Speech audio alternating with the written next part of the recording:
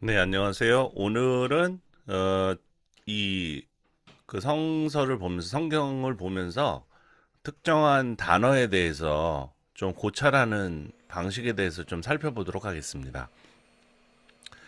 그러니까 구절 단위로 보는 경우가 있고, 그 다음에 단어 단위로 좀 고찰하는 방법이 있는데요. 어, 간단하게 말씀드리면은 이 단어는 다각적으로 다양한 각도에서 봐야 된다. 이거를 말씀드리고 싶어요. 왜냐면 이것을 이제 하라고 이제 학생들에게 얘기해 보면은 단편적으로 이렇게 그거를 고찰을 해가지고 뭔가 거기서 얻어냈다, 깨달았다 이런 경우가 있거든요. 그런데 그렇게 하면은 뭔가 확실한 어떤 결과를 얻기가 좀 어렵습니다. 예를 들어서 제가 이제 좀 진행을 위해서 캡처를 다 해놨는데요. 여기 보면은 베드로전서 2장 2절을 좀 요것만 보겠습니다. 갓난아기들이라는 단어가 이제 읽다 보니까 좀 집중을 하게 된 거예요. 어떤 경우에 갓난 아이들 같이 순전하고 신령한 젖을 사모하라. 이는 이로 말미암아 너희로 구원에 이르도록 자라게 하려 함이라. 이런 내용이 있어요. 그래서 이제 갓난 아기들이라는 이 단어가 딱 봐도 사실은 죄송합니다. 지금 감기가 오는 것 같아요. 이 어구거든요. 어구. 어구라는 게 뭡니까? 이 아이라는 게 단어고 갓난이 이제 관용어로 아이를 꾸며주는 말이잖아요. 그래서 그 기본 단위인 단어만 이루어진 게 아니라 그 뭐가 단어와 단어가 연결된 게 이제 어구라고 하잖아요. 그래서 이 어구는 이제 검색을 하면은 그렇게 결과가 많지가 않습니다. 많이 나오지가 않아요. 그래도 이제 모 학생이 이것에 대해서 이제 조사를 한 거죠. 조사를 한 결과를 좀 같이 소개하면서 어떻게 했는지 그것도 한번 살펴보도록 하겠습니다. 그래서 일단은 다국어 성경이라는 사이트에 보면은 이 갓난 아이들이라는 그 단어가 좀 이렇게 링크가 달려 있어요. 그래서 그걸 누르면 지금 옆에 오른쪽에 보시는 것처럼 딱 새로운 창이 열리면서 어, 이 단어에 대해서 나름대로 연구를 한 것이 이제 간단하게 나옵니다. 이렇게 나오죠. 그래서 뭐 찾아봤어요. 베드로전서 2장 2절에 이 갓난아이하고 연결되는 건 뭐냐? 즉 신앙자는 갓난 어린아이의 일들인 불필요한 더러운 옷, 즉 옛사람의 행위, 악의 위선 일체를 버려야 할 것이 말해져 있다. 이렇게 되면서 베드로전서 2장 1절부터 12절까지 소개하고 있고 로마서 12장 2절과 골로새서 3장 8절을 같이 소개하고 있습니다. 이렇게 보면은 이렇게 하나의 내용에 대해서 괄호를 치고 그 안에 성경 구절을 적어 놓은 것은 기본적인 연구예요. 기본적인 신학입니다. 그러니까 자기의 주장이 되는 거예요. 일종의 주장이 됩니다. 그러면 우리가 연구를 하는 사람이 아니고 성경을 더 깊이 보는 사람이 아니라면은 그냥 이것을 받아들이면 되겠죠. 그래서 내가 설교를 한다. 꼭 굳이 설교를 하지 않더라도 이 성경에 나오는 이 베드로전서 2장 2절에 나오는 갓난아기 이들이 뭔지 누구에게 설명을 할 때 이 구절을 같이 그냥 소개하면 됩니다.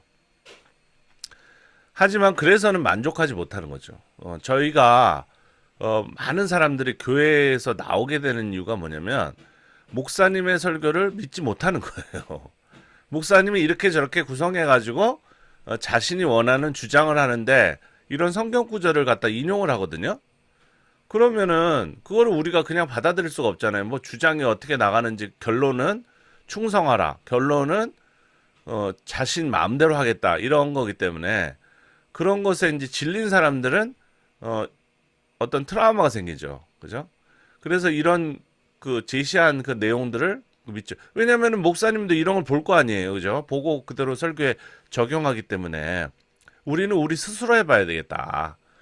그래서 사실은 물론 저도 그 가난한 신자분들하고 똑같은 취지는 아니지만 저도 제가 스스로 알아봐야 되겠다. 그런 거에서 신학을 계속 공부하고 지금까지 온 거 아닙니까?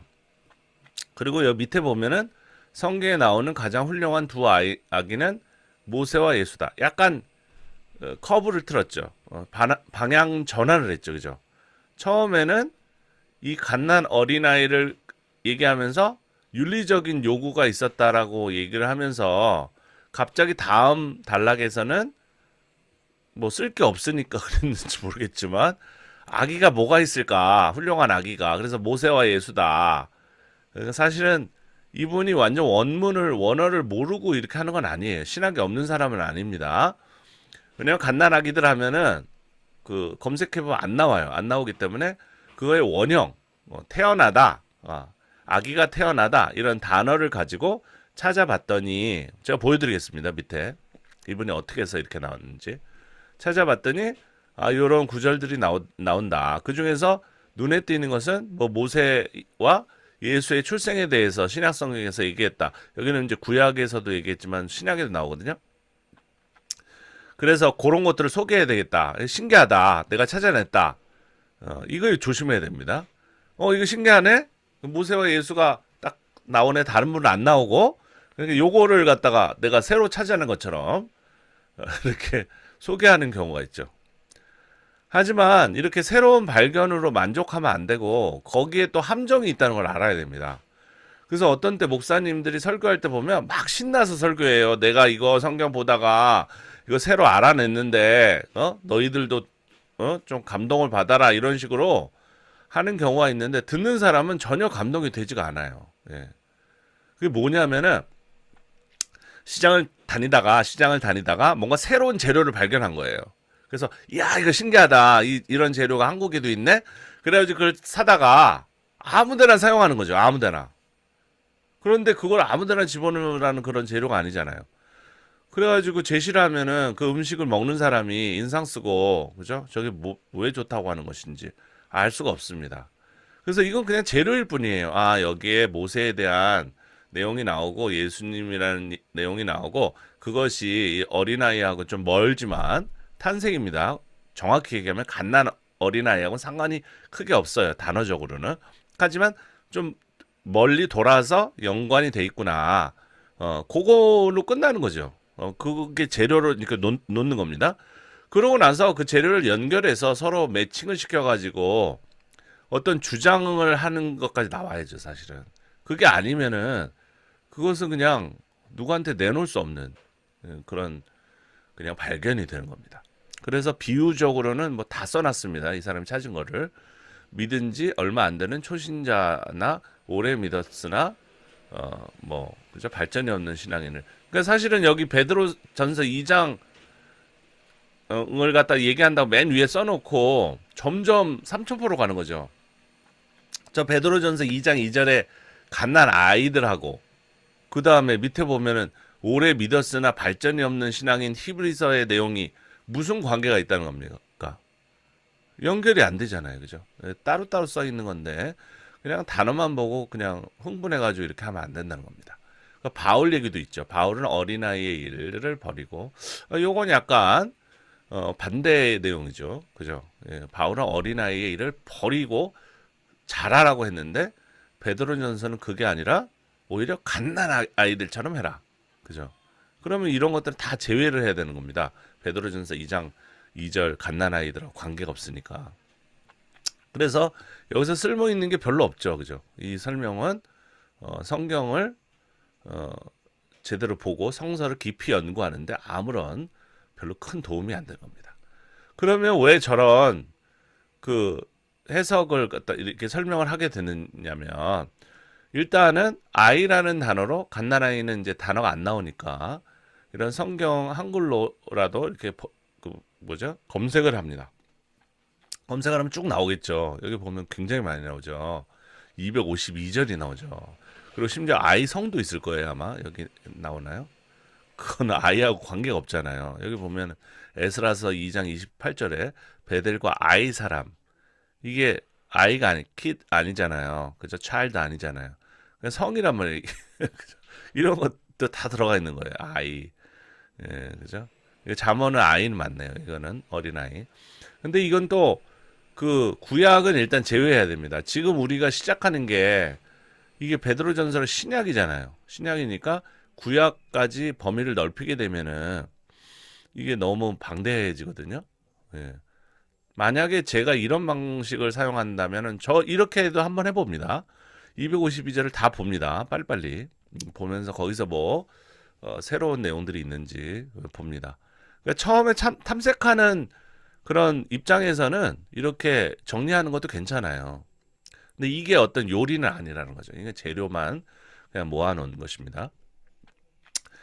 그리고 꼭 이 프로그램을 제가 쓸 필요가 없다고 말씀을 누차 드리는데 그래도 난 써보겠다 해서 베드로 전서 2장 2절에 갓난아기들이라는 단어를 갖다가 이렇게 한번 찾아봅니다. 그래서 아 이런 단어구나. 꼭 굳이 그 원문에 대한 실력이 그렇게 뛰어나지 않아도 상관이 없습니다. 물론 계속 보다 보면은 계속 매일 성경을 묵상하고 연구하다 보면은 조금씩 늘어요. 하지만 그냥 알파벳만 알아도 상관없습니다. 왜냐하면 이런 프로그램은 비싸지만 이런 영어에 해당된 뉴본 여기에다가 이제 마우스를 갖다 대면은 자동으로 그게 무슨 단어인지 이 다른 창에서 보여줍니다. 이런 특별한 기능이 있죠.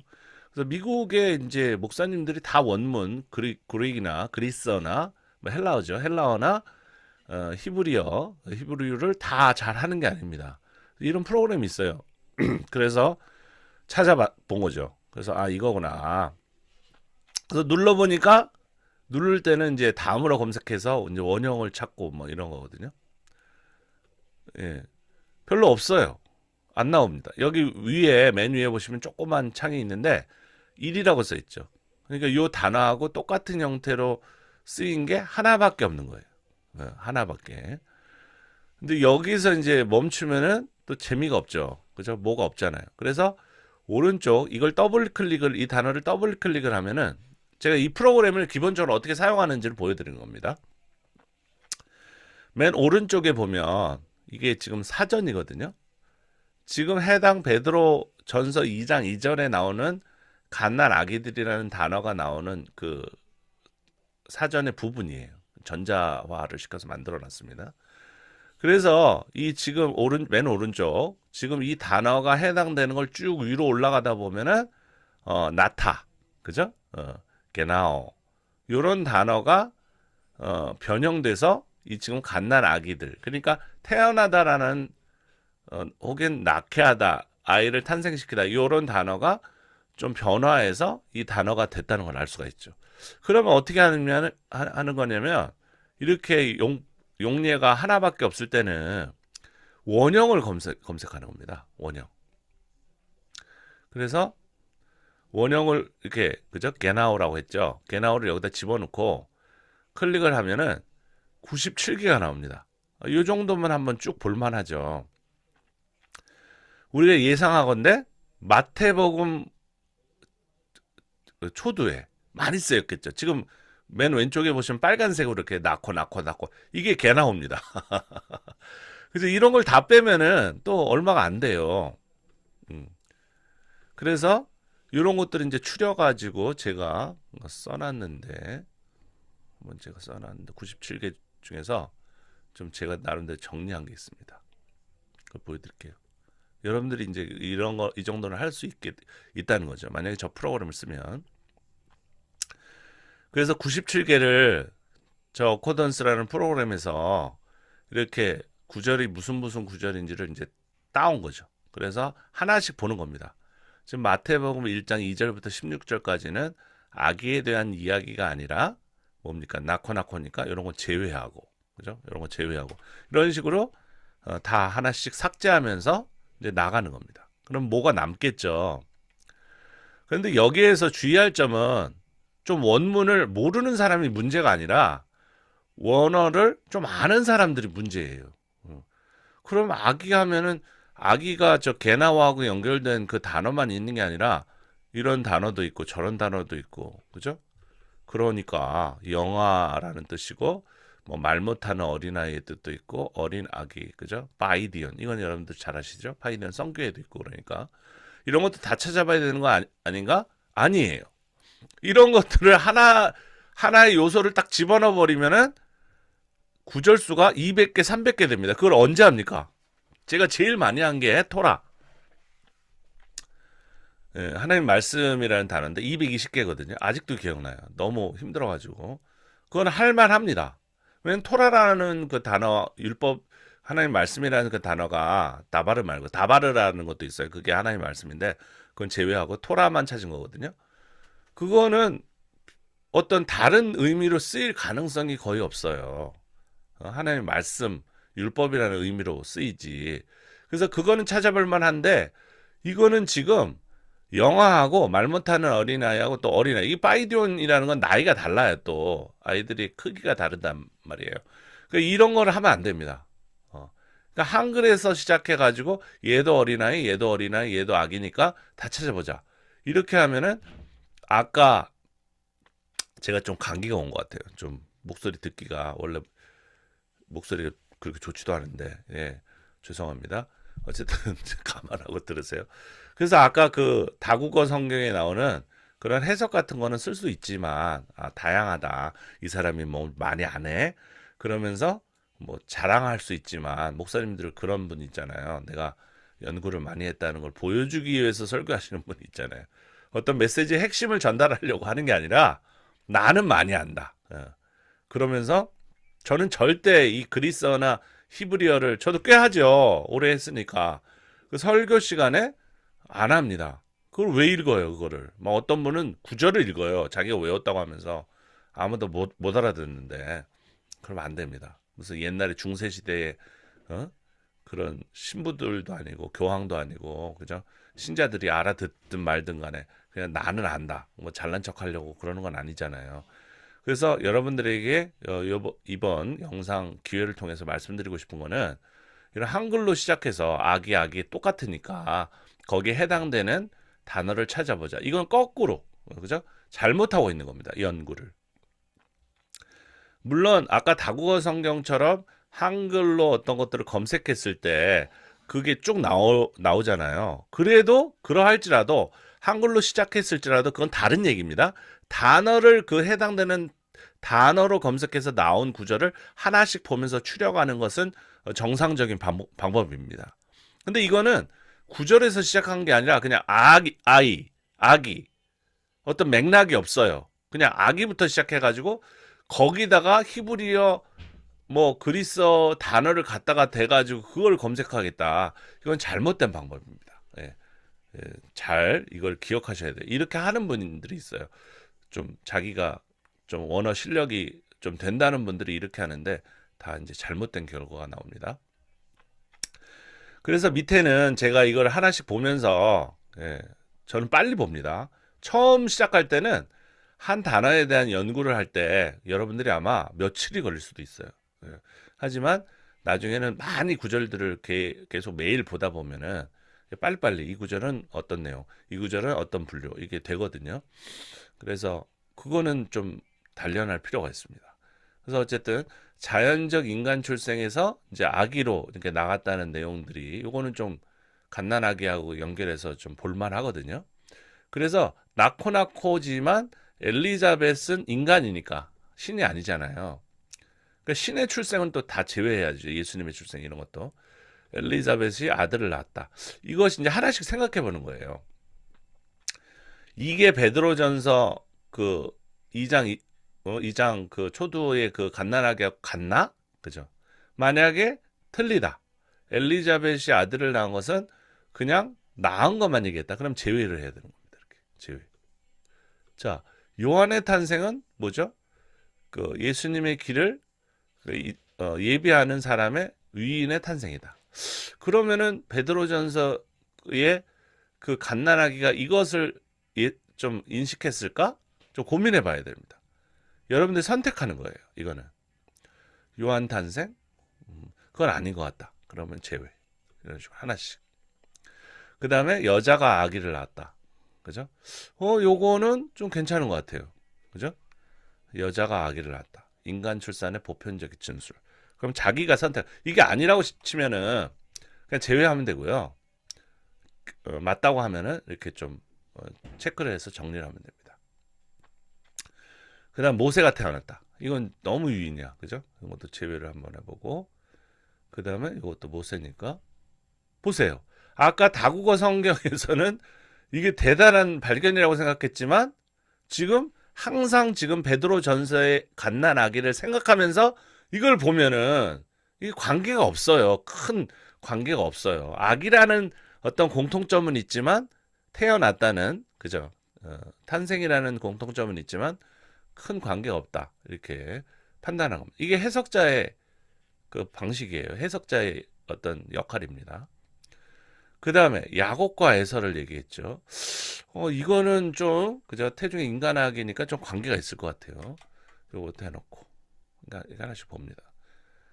자, 하나님께로부터 난 자는 그러면 저건 인간의 몸에서 나온 악이니까 이건 하나님께로부터 났으니까 관계가 없나? 예. 근데 저는 요거가 관계가 있다고 생각해요. 왜? 반대 개념으로.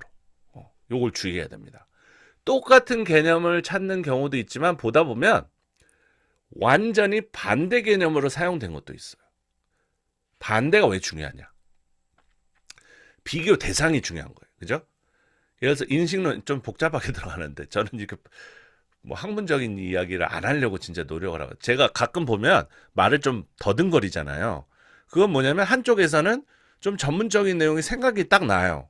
그러면 그걸 얘기했을 때 학생들이 그걸 이해를 못하면은 무슨 소용이 있습니까? 예? 제가 배웠다고 자랑하는 것도 아니고. 그래서 그거를 갖다가 의지적으로 딱 이렇게 제어를 합니다. 제어를 하고, 그다음에 이제 쉬운 얘기를 이제 하려고 할 때가 이렇게 말을 더듬거리는 거예요. 그래서 제가 말을 잘 못합니다. 용서하시고.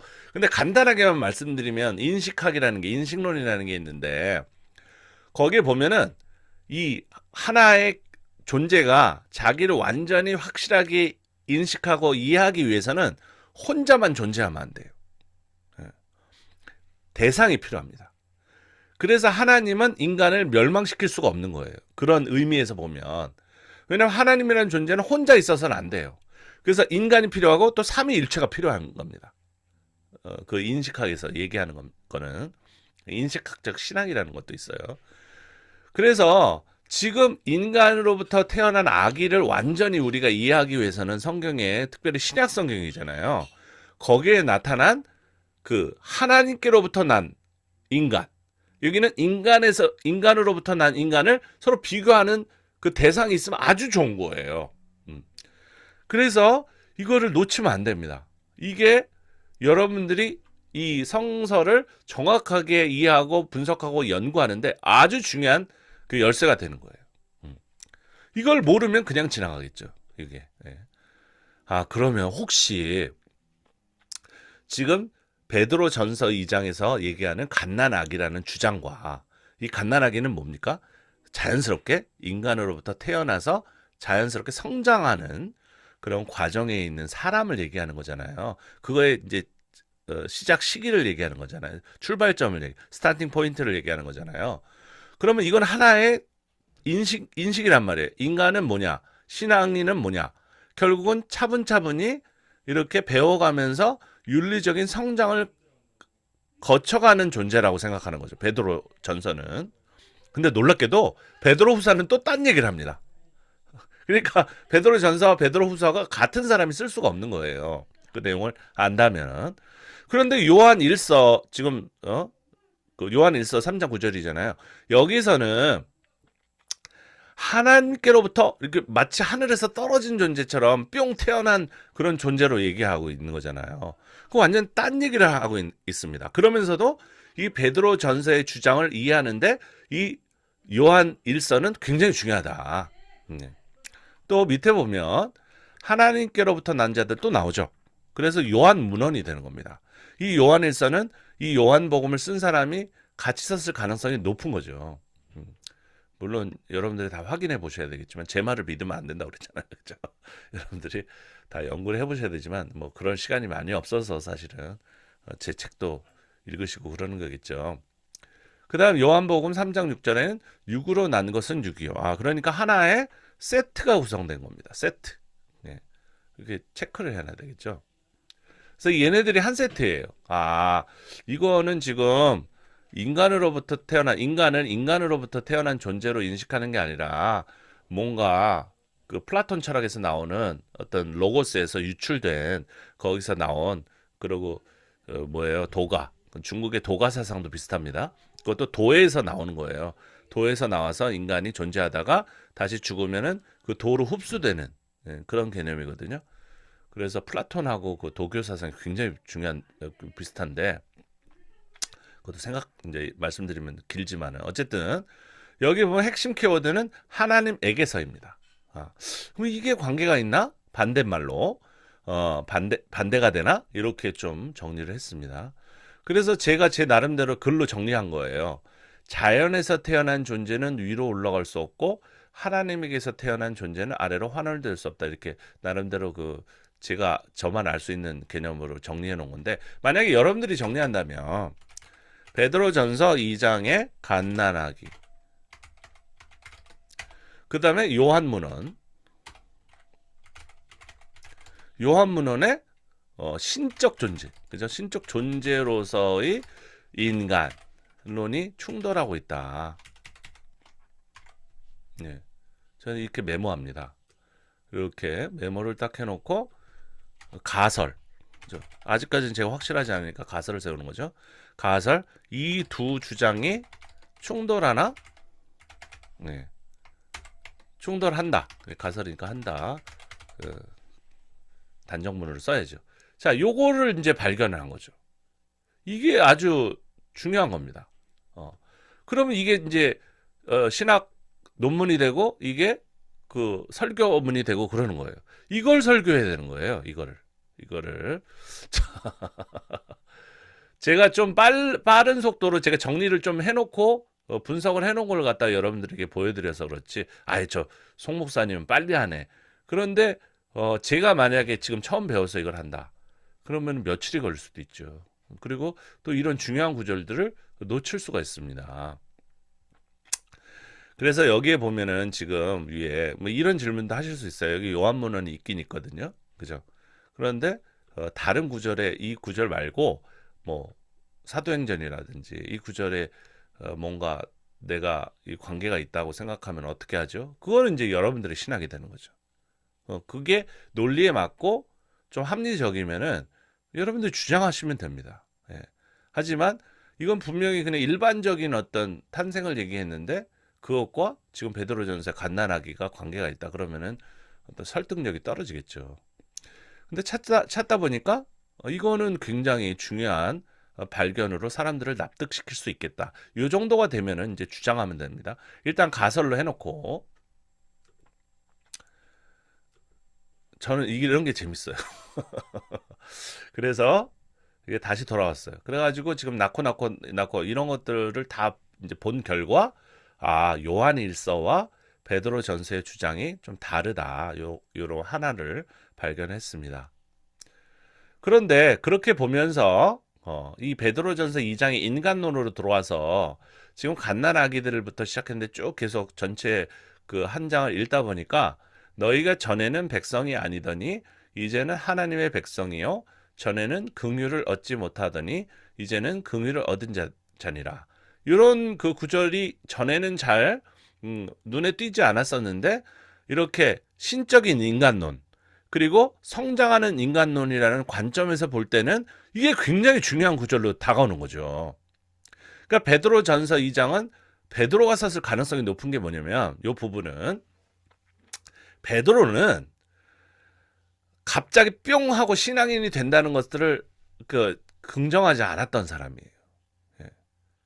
예를 들어서 신자가 아닌 사람, 구도자가 예수님에 관심이 있는 사람이 교회로 딱 왔습니다. 그러면은 요한 문헌의 그 저자는 글쓴이는 누군지 모르지만 뭐 요한일 가능성이 있겠죠. 이 사람이 예수님 믿습니다 하면 바로 그 순간부터 신자가 되는 거예요. 세례를 받으면은 바로 교회 멤버가 되는 겁니다. 급해요. 왜 급하다고 했습니까? 급할 때는 박해, 순교, 이런 배경이 있다고 제가 말씀을 드렸잖아요. 그죠? 그런데 베드로는 예루살렘 교회의 유태인 배경을 가지고 있는 이런 분들은 어렸을 때 그죠? 어떤 신비로운 체험이 없잖아요, 이 사람들은요. 그냥 태어나자마자 자기는 신앙인이었고, 그러다 보니까 그리스도인이 됐어요. 예수님을 알게 돼서. 그러니까 이분들이 생각하는 건 뭐냐면, 자, 너희들이 지금 신앙 시작하지. 그러면 갓난 아이들 수준부터 시작하는 거야. 그러니까 너희들은 영양분이 많이 필요해. 구원이라는 게 지금 주어지는 게 아니야. 그죠? 위에 뭐라고 나와 있습니까? 너희가 구원에 이르도록 자라야 된다. 그러니까 새 신자가 들어와서 아무리 자기가 신앙 고백을 하고 제가 체험을 했어요. 꿈에서 누구 만났어요 해도 아무 소용이 없는 거예요. 그분은 아직 멀었어요, 뭔가. 그래서 여러분들이 이제부터 시작입니다. 급하게 하지 마세요. 저는 믿음이 별로 없어요. 괜찮습니다. 뭐 저는 뭐 부활이 믿어지지 않아요. 괜찮습니다. 이제 앞으로 차차 믿어가면 되지요. 그러면서 그분들을 이제 받아들이는 넓은 마음으로. 저 사람들은 유태인도 아닌데 잘 모르잖아. 그러니까 이제 천천히 해야지, 그죠? 그러면서 유태인들이 이방인을 딱 보는 시점이 아래 나오죠. 그죠? 딱 보니까 이분들은 삶이 엉망진창이야. 우리는 그래도 유태인들이 그 대단한 사람들이에요. 그 랍비라는 사람들이 이중성이 있다고 자꾸 우리는 생각하잖아요. 예수님이 그들에게도 그 구원이 필요하다고 해가지고 그 충격요법을 쓴 거예요. 바리새인들도 훌륭한 사람들입니다, 원래. 근데 너희들 완벽하지 않다라고 하면서 마음으로 지은 죄도 그저 지옥불에 떨어질 만한 충분한 그런 죄다. 이렇게 그 충격을 준 거거든요. 하지만 유태인들이라는 사람은 기본적으로 윤리관이 어느 정도 있는 사람들이에요.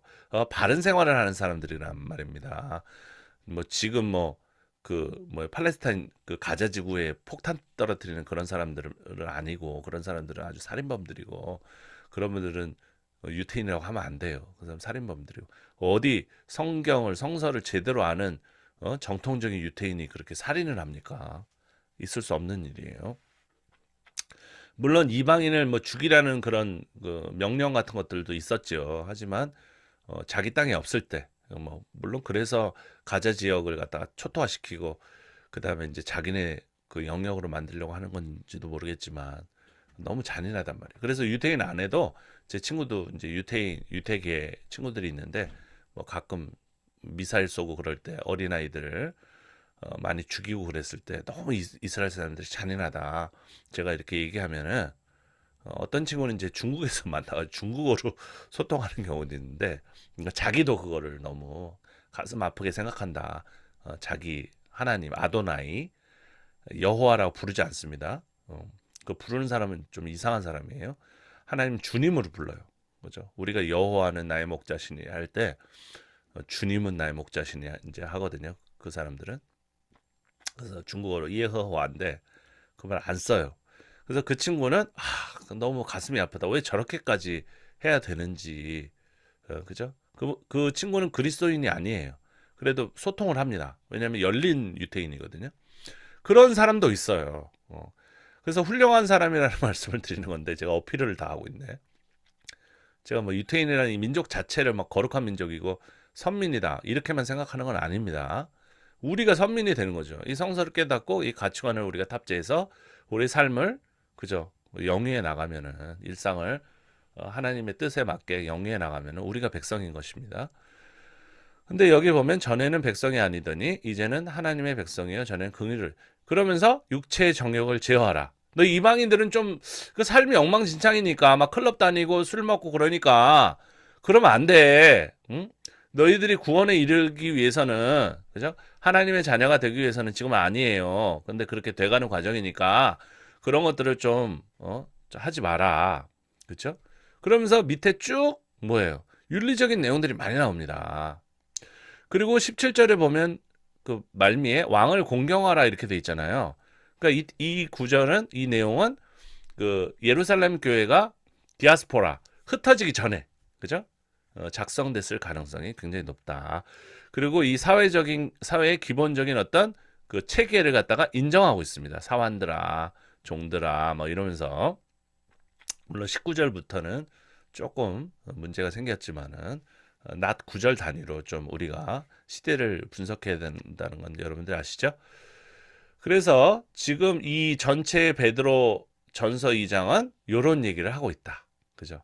하지만 아까 제가 찾아보진 않겠습니다. 지금 영상 시간이 너무 길어지면은 여러분들 또 졸리기 때문에. 그래서 요한 그 서신에서는 뭘 얘기하는 거예요? 이런 게 없어요. 그죠? 굉장히 신비로운 겁니다. 왜냐면은 이제 곧 죽어가니까 뭐 이렇게 윤리적으로 살고 그다음에 차분차분해서 구원에 이르고 이런 게 없는 거예요. 없습니다. 그래서 제가 볼 때는 그런 요한 서신의 그 영지주의적이고 어떤 영만 되면 영만 해결되면은 모든 게 다 해결된다고 이렇게 주장하는 것보다는 지금 우리의 개신교가 개독교가 되는 현실에서는 우리가 구원받았다고 자만하지 말고 마치 뭐 구원받았다는 그 교리를 우리가 없앨 수는 없잖아요. 우리 다 구원받으셨죠? 우리 예수님 믿는 사람이잖아요. 할렐루야. 그거를 어떻게 할 수는 없지만, 그죠? 마치 우리 구원이 이루어지지 않은 것처럼, 마음 떨림으로 불안한 마음을 좀 가지면서 우리의 삶을 좀 하나하나 정리해 나가고, 좀 남이 볼 때도 좀, 아, 저 정도면 내가 교회 가야 되겠다. 저는 그런 소리를 가끔 들어요. 아니, 저 목사님 같으면 내가 교회 가겠다. 저분 같으면 내가 교회 다닐 텐데 참 안타깝다. 그죠? 그런 말을 들으면서 우리가 뭐가 깨끗하겠습니까? 제가 뭐 삶이 다 오픈돼 보세요. 여러분들 다 구역질하고 뭐 그러겠죠. 뭐 사람 마음이 얼마나 그렇겠습니까? 하지만 어느 정도 기본 선을 지키면서 뭐 40억 달러, 100억 달러 그게 사람이에요, 사실. 제가 여러분들하고만 얘기하지만 그 완전 노망 들어가지고 제가한테는 존경했던 목사님이에요. 네. 근데 그거 너무 실망스러워. 그거 곧 죽을 거 사실은 우리 인생이 그렇게 길지 않아요. 근데 뭐 이렇게 욕심을 부립니까? 아들 때문에 욕심 부렸다는데 아들은 또 개차반이고, 야, 그 참. 여기까지 하겠습니다. 어쨌든 기본적인 선은 지켜야 될 거 아니에요. 제가 요즘 우리 선생님 한 분 선생님이 유튜브 하라고 계속 말씀하셔가지고 제가 올해 준비해가지고 유튜브를 하고 있는데 그 왜 교회를 왜 제가 비판합니까? 예? 저도 비판하기 싫어요. 아름다운 노래만 부르고 싶어요. 근데 기본이 안 돼 있잖아요. 기본이. 사람들이 상식적으로 그걸 accept 할 수가 없어요. 이해를 understand 할 수 없어요. 한국말로 understand 할 수 없어요. 그죠? 제가 그 미국 분한테도 한국어 가르치는데 한국어로 영어 발음하는 거를 갖다가 제가 알려드렸는데 맥도날드 그죠? 뒤에 음을 강하게 하라. 맥도날드. 그러니까 막 웃어요. 미국 분이 웃어요. 예. 여러분들한테 이제 영상을 통해서만 얘기하지만은 또 새학기 때는 다른 대학교에서 이 올해는 저에게 굉장히 그 의미가 있는 한 해가 됐습니다. 왜냐하면 제가 드디어 신학 그 강의에서 벗어나서 제가 원하던 거예요. 왜냐면 기독교 학교에 있고 교단 하에 있는 그런 신학 수업을 하게 되면은 저는 굉장히 좀 자유롭게 해석하고 성경이 제대로 얘기하는 것들을 전한다고 생각하지만 판에 박힌 어떤 그 성경관을 가진 분이 볼 때는 제가 아주 꼴보기 싫은 거거든요. 예. 왜냐하면은 지금 보세요. 하나의 교리로 딸싹 믿어가지고 구원이 끝났다고 얘기해야 되는데 저는 그게 아니잖아요. 마치 이루어지지 않은 것처럼. 그게 아닌 것도 사실 아니죠. 저도 보수적입니다. 하지만 마치 이루어지지 않은 것처럼 질주하고 앞에 나가고 그죠? 달려가고 예수님을 따라가야 된다. 이런 주장을 하는 게 왜 나쁜 건지는 저는 모르겠어요. 하지만 너무 제가 괴롭힘을 당하고 왕따를 당하고 그랬기 때문에 제가 그래서 한국어 박사를 또 한 거 아닙니까? 늦은 나이에 힘든데 박사하는 거 이제 만만치 않아요. 표절하고 그 다음에 이제 학위 같은 거 또 날조하고 그 다음에 자기 사람 세우고 돈 받고 그 교수 자리 주고 지금은요 너무 지금 한국 사회가 힘들어요. 힘들기 때문에 물론 힘든 게 왜 힘드냐면은 그 임금은 계속 올라가고 돈은 많이 줘야 되고 학교에서 직장에서 그리고 직장 자리가 별로 없어요. 그러다 보니까 제가 박사가 두 개고 굉장히 저도 나름대로 스펙이 굉장히 엄청난 사람이에요. 어떻게 보면 자랑할 수 있어요. 딱 제출하면은 임용이 바로바로 돼야 되잖아요. 근데 안 돼요. 안 됩니다. 그런데도 이제 하나님의 은혜로 또 강의 자리가 생겨가지고 또 한 학기 뭐 목숨 부지하게 돼가지고 저쪽에 대학교에 또 3월 달부터 나가서 가르치게 됐는데 이제 신학이 아닙니다. 이제는 신학이 아니고 성경이 아니고 기독교 교양이 아니라 올해부터는 이제 한국어 전공 제가 대우 교수로 이제 가게 됐어요. 그래서 너무 감사하고 그런데 어쨌든 이런 그 윤리적인 강조가 필요하단 말이에요. 기본이 안 돼 있는 거예요. 기본이 누가 교회 나옵니까? 어떤 큰 교회는 가죠. 왜냐하면 정치인이나 이런 사람들은 세력을 갖다가 얻으려고. 그래서 장사하시는 분도 많은 그 고객들을 유치할 수 있게 되면 한 번에. 그러니까 갑니다. 하지만 작은 교회 누가 갑니까? 작은 교회 다 문 닫고 교회 수 줄어들고 신자 수 줄어들고 그죠? 그 청년들도 굉장히 이성적이고 합리적인 사고를 하기 때문에 교회가 이 정도야? 그러면서 안 가는 거예요. 제가 노래를 또 만들고 있는데 그 노래가 하나님 안녕히 계세요. 그죠? 굿바이 하나님 이거예요. 왜? 저 교회 가보려고 했는데 어떤 청년의 말이 저에게 들려준 말입니다. 가보려고 했는데 너무 수준이 낮다. 기본적인 게 안 돼 있는 거예요. 못 가겠다. 죄송합니다. 목사님. 제가 가보려고 했는데 너무 힘들다. 그죠? 그래서 마무리하면서 제가 말씀드리는데 이 베드로전서 이 말씀 2장 이 부분 말씀은 자라가라. 과정을 거쳐서 차분차분히 그리고 윤리적으로 살아라. 현대에 엄청나게 중요한 메시지다. 그죠? 이걸로 이제 설교를 제가 한번 한 적도 있어요. 굉장히 중요한 메시지입니다. 네, 그리고 믿으면 다 끝난다고 생각하는 신자들이 집중해야 되는, 그죠? 암기해야 되는 그런 말씀이 된다고 여러분들에게 소개를 또 하겠습니다. 이 목사의 그 직업병은 뭡니까? 뭐 연구를 해도 결국은 설교조로 끝난다는 거. 그래서 여러분들 용서해 주시고 여러분들 그 연구를 이런 방식으로 뭐 하는 게 괜찮다고 생각이 되시면은 한번 다른 단어, 다른 내용으로도 죄송합니다. 한번 해보시기 바랍니다. 적극 여러분들 격려하고 응원하고 추천합니다. 네, 감사합니다.